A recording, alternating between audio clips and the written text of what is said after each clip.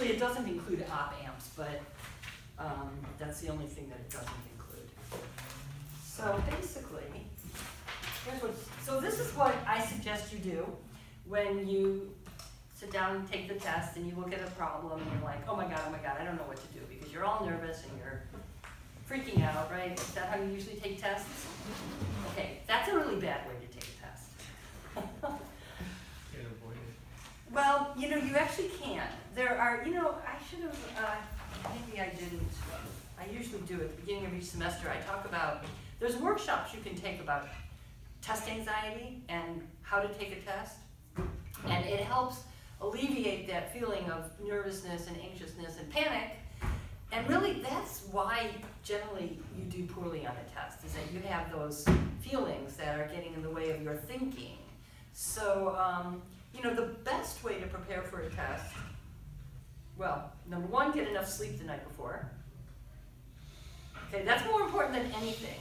Because a lot of times you can kind of get a lot of partial credit by putting some halfway intelligent things on a piece of paper. So, but you need to have enough sleep to do that. But the other thing is building your self-confidence. You know, just studying enough and really knowing that you know how to do these problems so that you don't have to be nervous. What the test is an opportunity for you to shine, not an opportunity for you to fail. And even if you can't get the whole answer, you can get a lot of it, usually. So, anyway. Okay, but hopefully this will also help you, having like a procedure to go through that it's very, you know, it's pretty systematic, and I think if you've been doing the homework all semester and you've been following my lectures, then each step along the way might be kind of, you know, detailed and complicated, but you know how to do it. Okay, but here's the big picture. Okay, so you know in a flow chart, what does a diamond represent?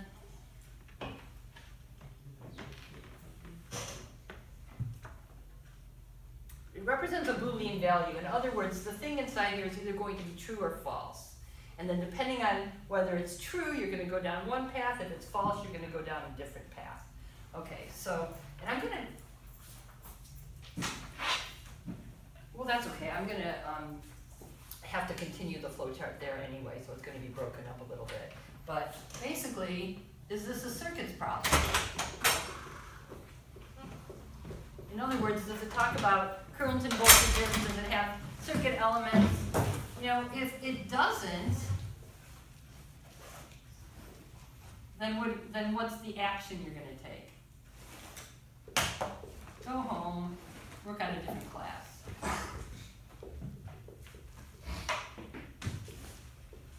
Okay, so for those of you that aren't familiar with flowcharts, you should be somewhat familiar with them. A diamond represents a Boolean, so there's basically going to be two paths, whether or not you take the false path or the true path, depending on whether the thing inside the diamond is true or false. So if it's not a circuits problem, so if this is false, go home, work on a different class. If it's true, then you have to determine how you're going to approach it. So the first thing that you're going to ask yourself is, anybody know what the first thing you're going to ask yourself? Zero order. Yes. Are you looking at it? Don't look at it. See if you can really figure it out by thinking through what we've been doing in this course since the very beginning. The first thing that we looked at were zero-order circuits. Of course, at the time, we didn't call them zero-order circuits, but they were circuits that only had resistors and sources in them, right? And the sources could be dependent or independent. So the first thing you want to do is establish whether or not it's a zero-order circuit. So in other words, does it have just resistors, no energy storage elements, right? Because it's those energy storage elements that make it higher order. And the number of energy storage elements basically determines, right, the order of the circuit. So if you've just got one energy storage element, like maybe just one inductor, it's a first order circuit. If you've got an inductor and a capacitor, it's a second order circuit, right? What if I had two inductors like this in my circuit?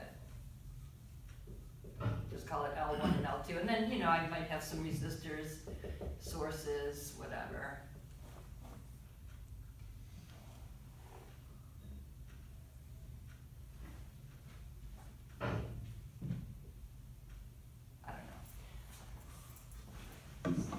Is this a first order circuit or a second order circuit? First. A many people agree? Why? Just combine them. Right, because you can reduce it to a first order circuit by just combining these. And just out of curiosity, anybody remember how to combine inductors in parallel? That's like resistors, right? Yes. Okay, well that's what your cheat sheet's for, is to put down those formulas. But yeah, I think so. It's either resistors or conductances. Okay, so if it is a zero order circuit, and usually in these problems, you're looking for, true,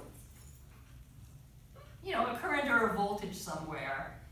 And, even if you're asked for power or the Thevenin equivalent, that involves finding voltages and currents. So basically, you're looking probably for some voltage or current in the circuit. So if it's a zero order circuit, what are the methods that we can use? In other words, what actions are we going to take to do the problem? KVL, KCL. Well, yes, those are the tools that we're going to use as KCL and KVL. However, how do you know where to apply Kirchhoff's current law or where to apply Kirchhoff's voltage law? Ultimately you want a systematic approach, and that systematic approach is known as node voltage analysis or mesh current analysis. Now, of course, both of those analyses, is that analysi? What's the plural of analysis? Both of those methods utilize either Kirchhoff's voltage law or Kirchhoff's current law, right? If it's node voltage analysis, ultimately you're going to end up doing Kirchhoff's current law. If it's mesh current analysis, you're ultimately going to be using Kirchhoff's voltage laws. But the difference between using those methods, which are systematic, and just going ahead and applying Kirchhoff's current law and Kirchhoff's voltage law, is that the methods guarantee that you will get a system of n independent equations in n unknowns, and then you can solve for whatever voltage or current you're looking for. So I'm going to say the action that you take here is that you're going to use either node voltage analysis or mesh current analysis, or there's actually another method which I really didn't cover in class because we didn't have the time, but it was in your notes. It's a method I'm not all... Superposition. Yeah, it's like a tedious method that I don't like, so I rarely use it anyway. But I hope everybody did learn how to use it.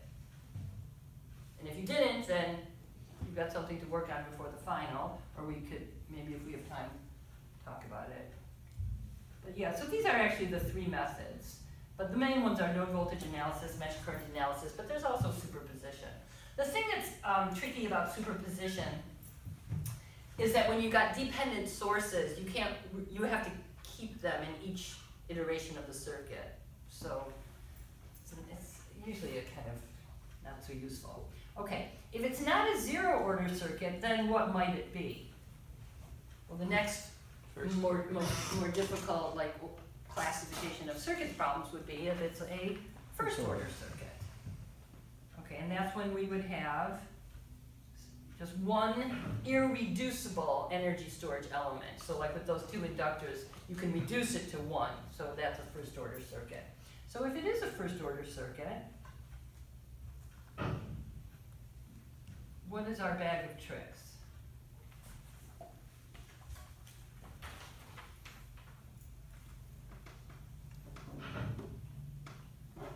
It's source free.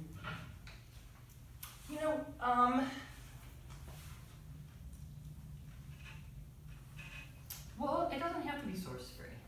It could actually be constant source or some time dependent source. Isn't there a formula for? Yes, there is. Yes, there is. But before you go to those formulas, what you want to do is you want to find the Thevenin equivalent of the circuit. And the reason is because, or the Norton, depending on whether or not it's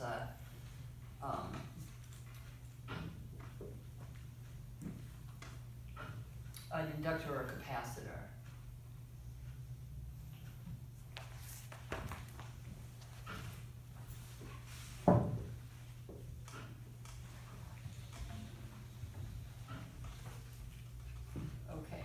So if your first order circuit, okay, remember first order circuits just have one energy storage element. So it's either gonna be an inductor or a capacitor. So what your job, the first step, so the first action that you have to take once you determine that it's a first order circuit is that if it's a circuit with a capacitor, you want to find the Thevenin equivalent. If it's a circuit with an inductor, you want to find the Norton equivalent. So let's put that down as the first step. Find Norton or Thevenin equivalent. And so, there's some details in here. You have to know, well, what is a Norton equivalent circuit? And you have to know how to find it. And you have to know, like, well, under what conditions do you want to find the Norton or the Thevenin? And I just told you, you want to find the Norton if it's an inductor. You want to find the Thevenin if it's a capacitor. Okay, so once we've reduced the circuit to look like this or this, then what do we do? Do you remember?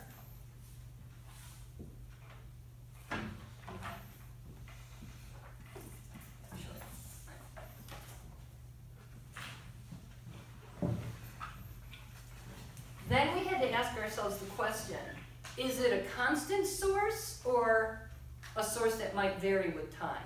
Because if it's a constant source, we have an equation.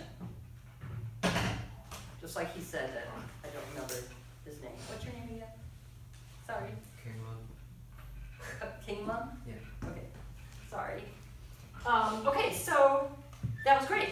He knew that there was some formula that we could plug in, and in fact, you should realize that for all first order circuits, you really don't have to do much work. You just know how to plug and chug into formulas. But of course, you have to know what the formula is. So if you have a constant source, so here's another Boolean, we're asking, is it a constant source?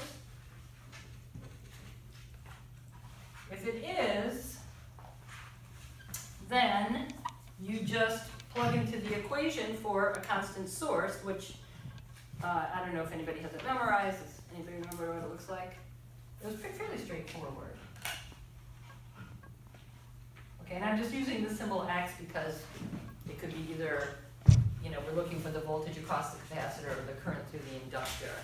So whatever we're looking for, we're going to just plug it into this formula. X of t is equal to xf plus x naught minus xf e to the minus t over tau. So you have to know what to plug and chug into formulas, of course, you have to know what the symbols represent. So who can tell me what xf represents?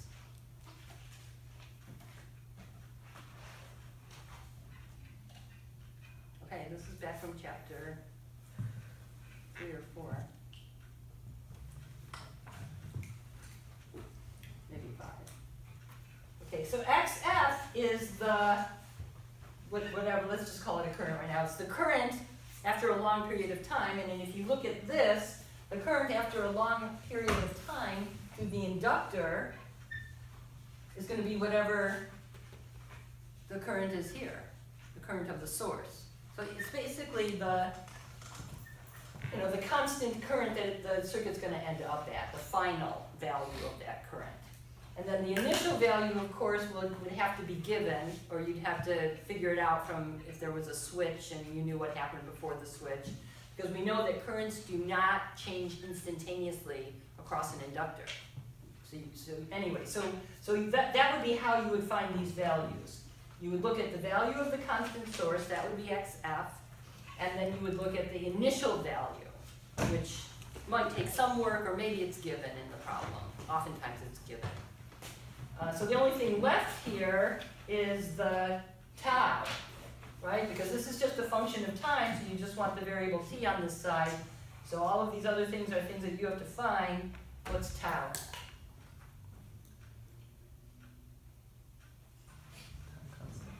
It's the time constant, and for the circuit with the capacitor, it's equal to RC, where R, of course, is the Thevenin resistance. And for the circuit with the inductor, it's L over R. Again, where R is the Thevenin. right? Because these, of course, came from the original circuits, which might be more complicated looking than their Norton or Thevenin equivalents. Okay, we good so far? You said for the inductor, the X final, the final current would be the current of the source. For the the inductor, yes. Okay, so, right, exactly. So this formula is going to give us the current through this inductor. What if we want the voltage? If we were asked for the voltage? It will be easy. Because once we have the current, the voltage is V equals L di dt. So that's why it's kind of nice to concentrate when you're looking at inductors to get the current through them. When you're looking at capacitors, get the voltage through them. Because it's easy to get the other thing because of the voltage current characteristic, right?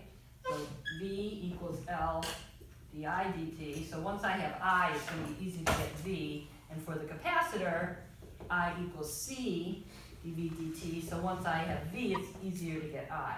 I mean, you could, if I knew what I was, I could get V. It's just not mathematically as simple, as straightforward, right? Because then you've got to go through an integration, and I don't know, in my opinion, taking a derivative is easier than taking an integral. Maybe you feel differently, but that's where I'm coming from. Okay? All right, so that's if it is a constant source. What if it's not a constant source? What is it that we have to do?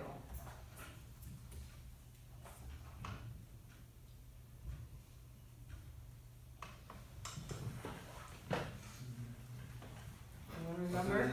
If it was a capacitor, what would the final current be? Zero? Well, if it's a capacitor, I'm going to be applying this equation for the voltage across it. And so I know that the final voltage is just going to be whatever this voltage is. Okay, so X So that's final, what, X final in that case, it should be the voltage. so in the case for this one, X is going to be the voltage across that capacitor. In fact, I should maybe label it V and I. So X is either V or I. And if it's the circuit with the capacitor, I want X to be V. If it's the circuit with the inductor, X is I. And then if you tell me, well, yeah, but I wanted the current through the capacitor, I'll just say, okay, fine. Get the voltage first, and then you can easily get the current. That was the idea there. Okay, and then, even if the source is not constant, for a first order circuit, you still don't have to do any work. You just plug and chug. But now the formula is a little bit more complicated that you have to plug and chug into. So, yeah, maybe I will put it on top, even though logically I'd rather put the false path afterward, but I need more room. So, okay, so if the source is not constant, then the formula looks like this. Anybody remember? I don't even have it memorized. I have to look at my notes.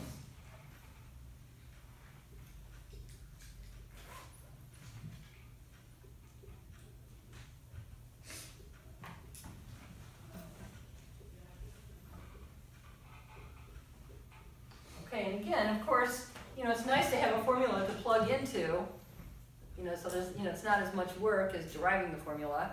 But, of course, when you have a formula, you have to know what you're plugging in, and so you have to know what exactly each term is that you need. So let's make sure we understand what each term is. Well, tau is pretty straightforward because we know what it is from here. We already determined tau. In the case for the circuit with the capacitor is just RC.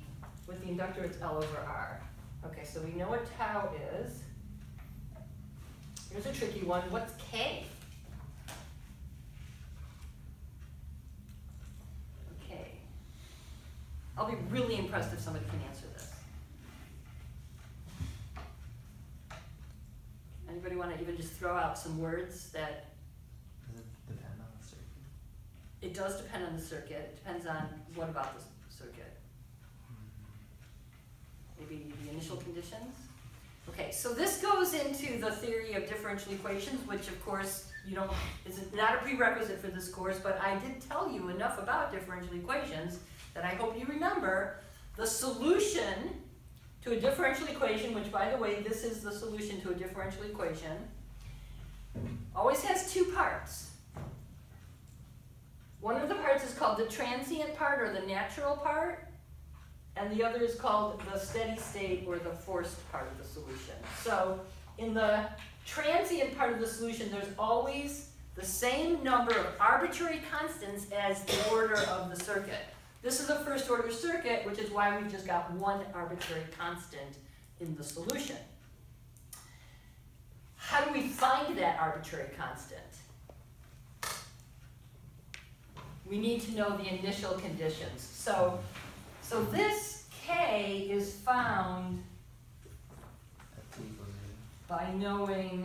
by knowing basically the value of x at t equals 0, and then you would plug it in and find it. Okay, and then the only thing left is y of t, that we're not sure what that is.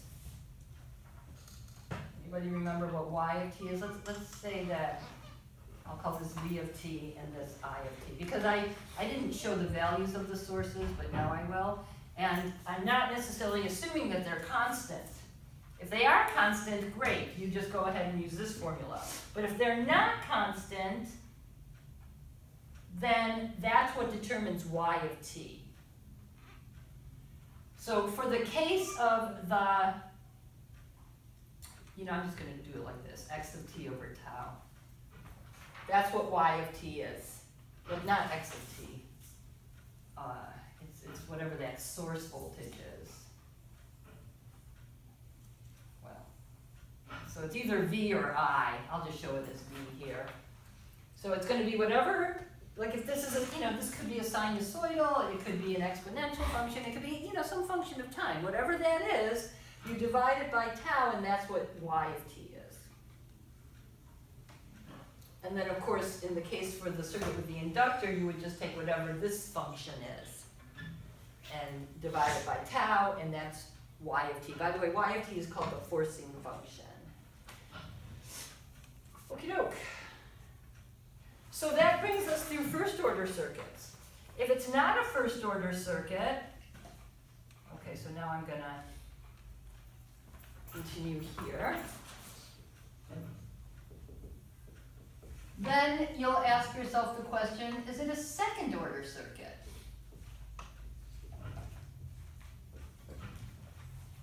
Actually, I don't have to put the question mark because the diamond implies that you're asking the question. Is it second order, true or false?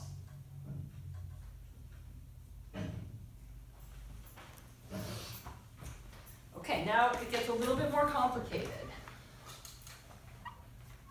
Okay, so you're taking the test.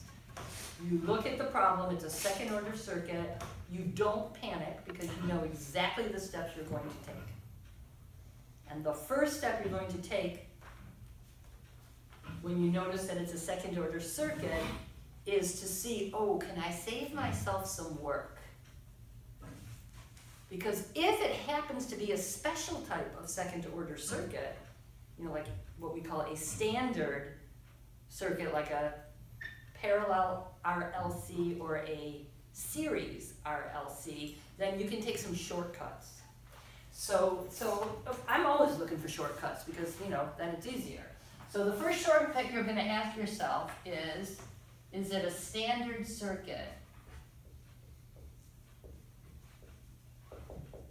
with a constant source? Okay, now I added that because of what you asked me at the end of last time, that if it's a standard circuit but it's not a constant source, you actually might have to go back and actually find the differential equation for the circuit. But if it is a standard circuit with a constant source, then you can take the shortcut. And the shortcut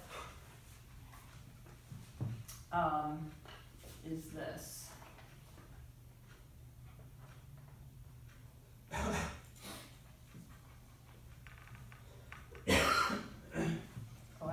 didn't put that on this sheet. I'm adding this here. Okay, so standard circuit with a constant source. If that's true, then what do you do? Okay, so in other words, what I'm saying is that if you look at the circuit and when you kill the sources of that circuit, if the circuit ends up being something that looks like this, or something that looks like this. So these are the two standard circuits. Once you kill the sources, if it looks like R, L, and C in parallel, or R, L, and C, oops, I said it wrong. R, L, and C is in series here, or in parallel. If you've got one of these two situations, then all you have to do is find alpha and omega. And there's just formulas to plug into for alpha and omega.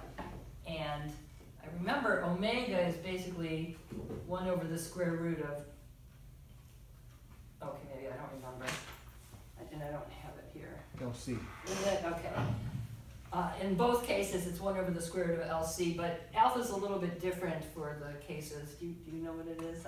Anyone know off the top of their head? Because I don't. Okay, well that's why you have the cheat sheet. It's something like,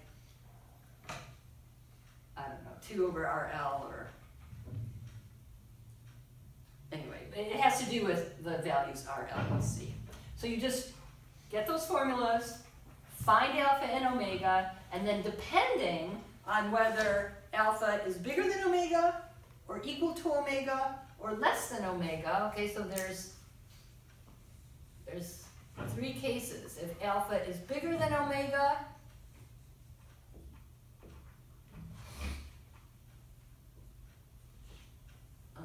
how do I show this? Let's see.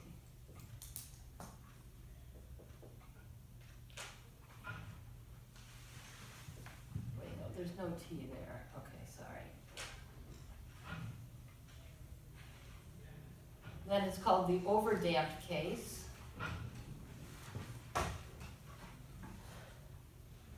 If it's equal to omega, then it's called the critically damped case.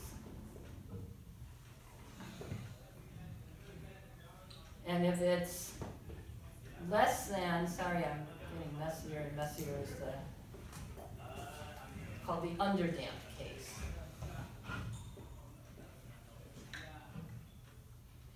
Okay, each of those cases have formulas to plug into. So that's why it's a lot shorter. You know, this represents a shortcut. If you have a second order circuit and it happens to be a standard circuit, meaning either that parallel RLC or the series RLC, then you just find alpha and omega using the formulas, whatever the formulas are that I just didn't remember. And if you calculate those values and you notice that alpha is bigger than omega, then you know you have the overdamped case, which tells you that you plug into a formula that looks like this for the natural part of the solution. A1e to the S1t plus A2e to the S2t, where the s's, okay, again, these are formulas, and you just have to remember how to get the values of those formulas. Anybody who can tell me what S1 and S2 are? Negative. The roots of the characteristic equation. In this case, S1 and S2, since we didn't get the differential equation, we don't have the characteristic equation, it's basically, there's a formula. It's like minus alpha plus or minus omega squared minus alpha squared. That's it. Something like that. That's it. That's not over anything? Okay. Yeah, obviously I don't have my formulas memorized, but that's why I let you have cheat sheets. Okay, so really, you know, once you have alpha and omega, you've got the answer for the natural part of your solution. What about the force part? Well, there you can just look at the circuit, and since it's a constant source, you can just look at the circuit and know what the eventual value of any voltage or current is in that circuit, because you know that over the long run, for a constant source, inductors act as short circuits capacitors act as open circuits, so you could just look at it and calculate the force solution. So you find it by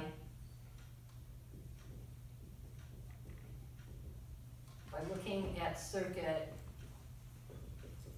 at t, right? T at infinity, or t much bigger than 0.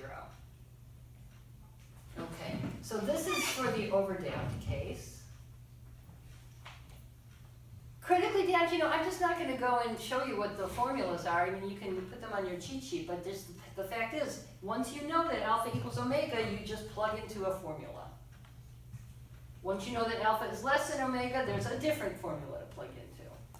So, put those formulas on your sheets, on your cheat sheets. Okay, what if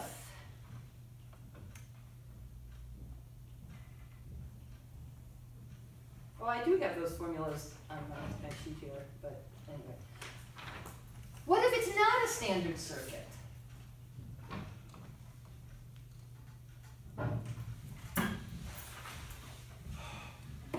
Okay, so this is where the real work comes in. This is where that long problem, I think I did it last week. I did a second order circuit that wasn't standard, and so I had to go through the whole procedure. But now you know how to do it. So so this is going to be a big rectangle because there's a lot of steps that you are going to have to take. If it's a non-standard circuit, whether or not it's a constant source or not, what's the first thing that you're going to do, the first step that you're going to take?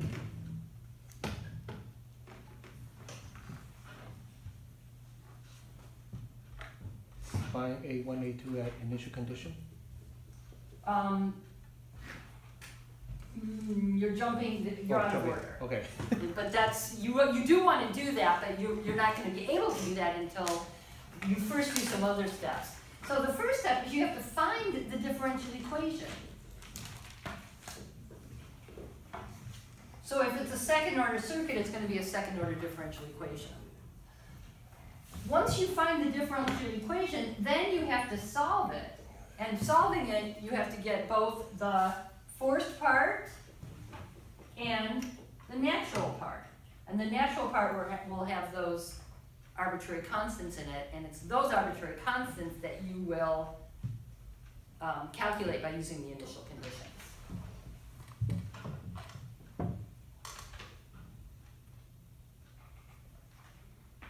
Okay, so you find the differential equation, and you solve it, and then once you solve it, then you find the arbitrary constants in the natural part of the solution. Well, the arbitrary constants do come from the natural part, but remember, in order to solve them, you have to use this whole formula to plug into. You can't just use xn. Okay, so I actually did this last week, so I will work hard on putting that video up because I actually think it turned out pretty well for once. I just can't seem to get it off my phone. Maybe my cord is. Anyway, but you definitely want to be able to solve a non-standard higher order circuit, whether it's a constant source or not. So I mean, this is the big picture. Obviously, each one of these steps takes a lot of work, as we showed last week. But once you know how to do those steps, you don't have to panic when you see a second order circuit that's not standard on the test. Okay, we've got 15 more minutes, and I'm done with the overall. I didn't talk about how to find XF. Well, I didn't talk about how to find that either because we did that last week. Okay, so that's in the details of this. We have 15 minutes. People want me to maybe do a second order circuit again? Or you tell me, what do you want me to do? You want to call it a day? What's the format of the? Could be just like the midterm. So it'll be like some questions Maybe around like definitions, of terms. yeah, and then probably 2 or 3 problems. We'll have 2 hours for it. And the questionnaire. And the questionnaire, the survey that you should fill out on the website, you just click the link and answer some questions. It's quick. So you go to here? Yes. Yeah, can you do a second order? Circuit? Yeah. Yeah, you want to turn off the video? Thank you.